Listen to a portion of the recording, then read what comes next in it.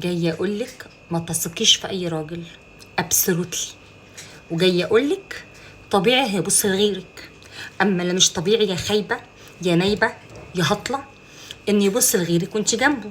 لازم يخاف، ومن خاف سلم، لازم يخاف على عمره. انا جايه اوعيكي وما تراجعيش ورايا.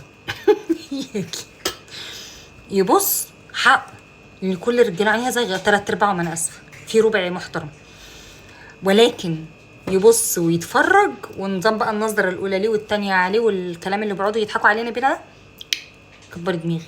المهم ان لما يبص مش وانتي معاه، مش وانتي ماشيه جنبه، في احترام للبني ادمه.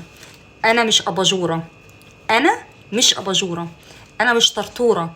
مش انا اللي يجي يتقال عليا في يوم من الايام ده عاكسني ومراته كانت قاعده جنبه زي فرقه القمر. لا يا اختي، مراته اللي زي فرقه القمر هيعكسك مش وهي جنبه، عشان هو هيخاف منها.